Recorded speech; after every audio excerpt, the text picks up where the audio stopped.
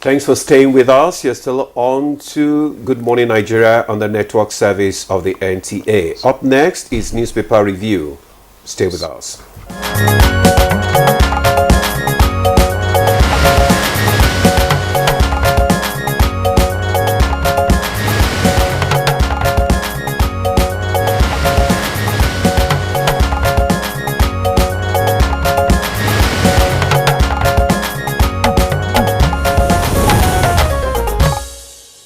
Right, and Chukwudi Okoli-Ogbaja is already flipping through the papers set for the day's business. Yes. Good morning, Chuks. How are you? Good morning.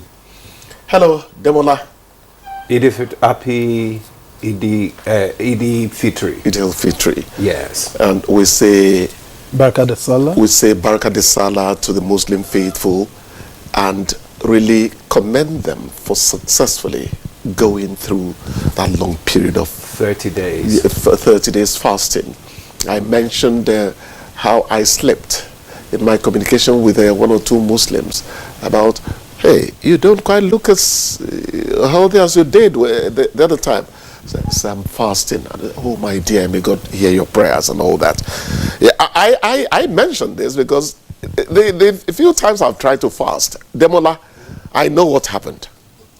You know that fasting is you mistakenly. It is good for health. It is good for your spiritual life. I'm not denying any of those. So I commend those who are able to do it. I don't know.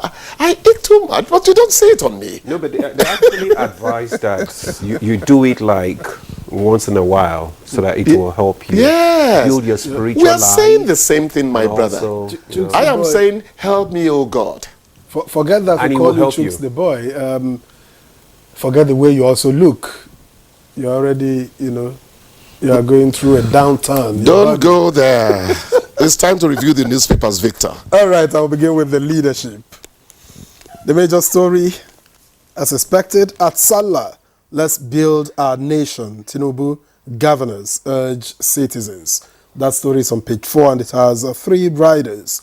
We as sculptors, Nigeria is the clay. That's according to the president. Reflect on lessons of Ramadan, Atiku and Obi. Can others urge peace, tolerance, unity?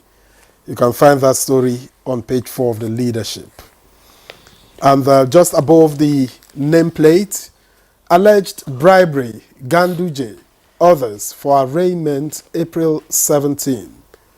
You can find that story in detail on page 6. Fire raises 14 buildings at Idumota Market in Lagos. Page 17. DSS urges Nigerians to be security conscious. That story is on page 7. Similarly, impeachment. Shaibu reports Edo Chief Judge to NJC. That story is also on page 7. And then Benue government conducts mass burial for slain 15 farmers. That story is on page 15. NLC cohorts lack powers to sack Abure. That's according to Labour Party. Page 14. Super Falcons pick Olympic ticket 16 years after. Page 30 of the leadership papers. And the picture story here details Muslim faithful making last-minute purchases and travel ahead of the Eid al-Fitr celebration at Ota in Ogun State, Katikori Park in Kaduna, and Dutse in Abuja just yesterday. And we have this Nigeria. That looks new to me. It leads also with the story Salah. Allah will answer your prayers for Nigeria, Tinubu tells Muslims. With the riders, Sanwo-Olu, Abiodun Yusuf, Oborewori, Oyebanji, others seek harmony at Eid al-Fitr. Islamic cleric defies Sultan of Sokoto, conducts Eid prayer prematurely. That story is on pages 2 and then 10 to 13. South Africa's ex-president Zuma wins court bid to run for election. That story is just beside the nameplate on page 5. Bribery, Ganduje, wife, son, others get April 17 date for arraignment. The story is on page 13. And similar to some other stories we also found on the other front page, impeached Deputy Governor Shaibu moves to petition Edo CJ over alleged abuse of office. And PDP crisis, Reps Minority Caucus tackles Ugochinyere-led coalition. That one is on page 2. And finally, police nab 7 suspected cultists, recover firearms in Kaduna, page 12. Demola? Okay. I have the Vanguard newspaper with me, and above the nameplate, Eid al-Fitri, Tinubu, Atiku, Obi, governors, CAN, representatives, and others urge sustenance of Ramadan lessons. Misappropriation, Ganduje wife orders to be arraigned next week. Why Saudi takes lead in moon sighting. The story can be found on page 32. Recapitalization, CBN projects massive inflow of FDIs into banks. Details can be found on page 19. And the major headline, tariff hike, 20% of Band A users without prepaid meters.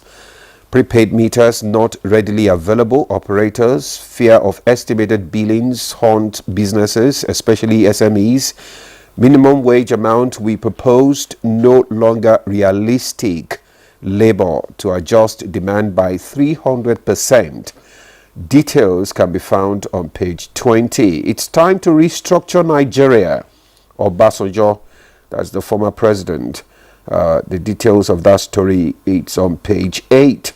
Eid al-Fitri, federal government adds Thursday as extra holiday. And below that, we have Okoma Army Board begins sitting in Warri. Okoma leader, lawyer, counters out. Our people are suffering in the bush. The details can be found on page 5. Lagos Calabar Highway disclose full cost of project. Atiku tackles Tinubu again. Works Minister Umai counters ex-VP, says Tinubu's road projects most cost effective. The story can be found on page 8. Artificial intelligence is a technology of immense benefit, even to legal research and drafting. However, it should not be employed indiscriminately. Afe Babalola, that's on law issues, and the details can be found on page 22. South Africa 0, Nigeria 0. Super Falcons qualify for Paris Olympics. Details can be found on the sport page, and it's on page 40. And to Mr. and Mrs. Chooks, he said, the Mrs. said, I was away for just 3 weeks, and I asked Mrs. Smith to come over and help with household chores. Anything wrong in that? And the husband replied, you have not answered my question. Why a 60-year-old woman? Why a 60-year-old woman? Yeah, because she wouldn't have the strength to do the chores. A younger woman would be more appropriate. Is it not the... You didn't get it. The wife was away for 3 weeks. Yes. He now asked an elderly woman to come. It's okay, and stand in Demola. for It's her. okay, Demola. And the husband is questioning, why not bring a younger who is fit for purpose? This is not a platform. We're on national television, so no loose talk. But let me say, mischief does not know any age sometimes. And some women are pretty at 60. Let's leave it there, gentlemen, please. Okay. Tariff hike. 25% of Band A users without prepaid meters. Yes. The other time we were struggling, or rather tearing yourself away from Band A. It was when we reminded you you were a band boy at Ekiti Community Primary School that you intended to have left us to, you know. And you want to say Band A of all bands does not have prepaid meters? It doesn't quite make sense to me, because the only way you can effectively collect revenue from where you think is a resourceful destination is when you have these prepaid meters. NERC and the consumers have always quarreled with the absence of meters, because estimated billing, for crying out loud, Yeah. gentlemen, it's not the best. When I know. went to procure a prepaid meter for about 154,000, 3-phase, they told me that if I don't have a meter, the tendency is that the last bill I could pay is about 26,000 naira in a month. That is where I live. And I know that, I don't know what the billing is like now, but I hardly consume more than 15,000 with a prepaid meter. So it is very important. So for us which means that now you'll be consuming like 45,000 in a month. Do not frighten me, Demola. God is able. But it just, so would his children be. Just that I noticed that some of the areas, especially in Lagos, that were, put on Band A, are areas that, they hardly have lights, number one.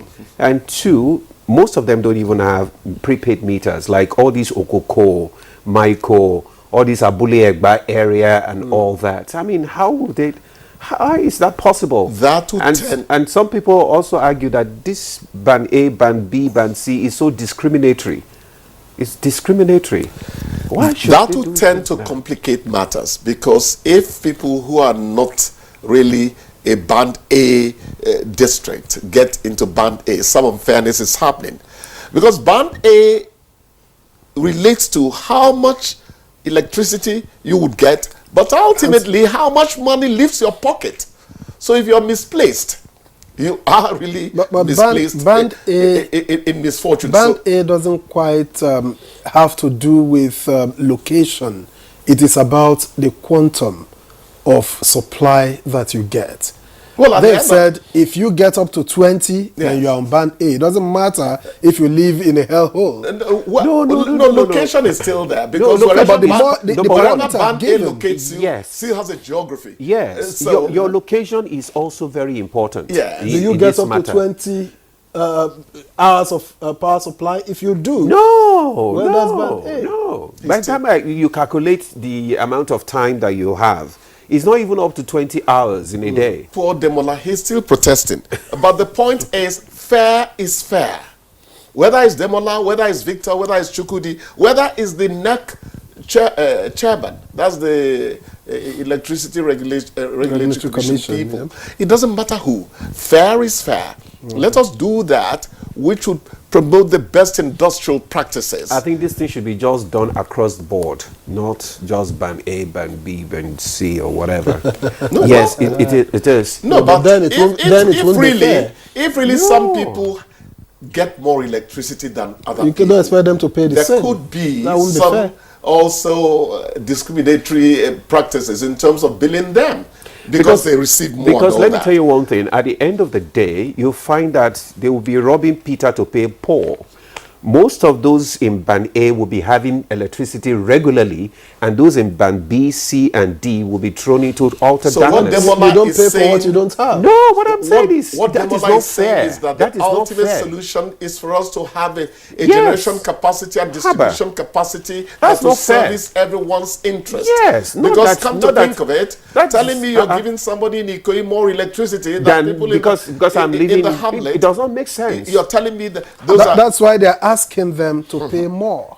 No, this is not the matter of asking people to pay more. Electricity is not a luxury. It's not. It should be paid for when it does get provided. Anyway, it should be provided. When we're able to generate enough, I guess we can talk about. We should be. Okay. This back and forth is not the best.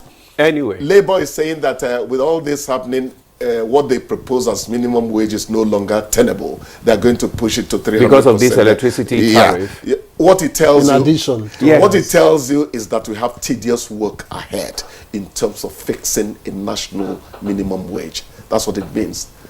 Statesman, our former president, Obasanjo, is saying that it's time to restructure Nigeria.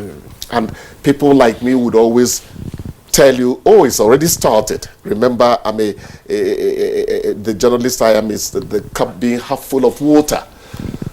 When you say that states can generate and distribute electricity, you already, something that was on the exclusive list has moved a bit. When vigilantes populate the entire landscape now, a mild form of state police has started. So let's recognize where we've got to. Those people who are still skeptical about state police, let us see what their fears are and see how we can iron them out. Because the truth is, we have started moving away from old habits, the old form of life we have been living. So let us all see what is best for Nigeria at the end of the day. All right. Do we have time to talk about Umahi replying? Please go ahead. Go ahead. Former Vice President Atiku Abubakar. Go ahead. The Lagos Calabar Coastal Road is in contention now. First of all, the former VP was saying what exactly is the price tag for this road. Then Umahi is that's the Works Minister is saying that it is the most cost effective. Atiku Abubakar actually has a poor understanding of what is on there. There's politics in it, but it is the people development aspect of it I want us to concentrate on as journalists. This is a very important road. Very important road. It's arterial, so to speak. It is right through the veins of the country. And so we must do everything we can to have it happen. And it's been on for quite some time. You begin to ask yourself, why is it that certain things in this country do not start and end within a normal expectation? What is causing it? So let them concentrate on the relevance of this superhighway, so to speak, because it's going to help us grow commercially. And that gives the opportunity to please appeal again to Dave Umahi, the Works Minister, to quickly do something on the road between Lokoja and Auchi Uromi. Please, that road is very important to commerce. Very, very important. It beats me hollow why the last administration did not handle that road. It beats me hollow. I'm sorry if I'm being a bit passionate about it. I know the volume of traffic there. The trailers that traverse from the north to the others, they actually need that road. And you know that the freight they take to that part of the country is very important, you know. So let us give it all we can, throw in all we can into it, because it is a road that actually benefits us maximally. All right. That's what I think. Thank you very much. And we would also like to say that thanking you at this time will benefit the program maximally. Thank you, Chukudi, for your time on the program. Thanks for thanking me away. We'll take a break now, and Good Morning Nigeria returns shortly.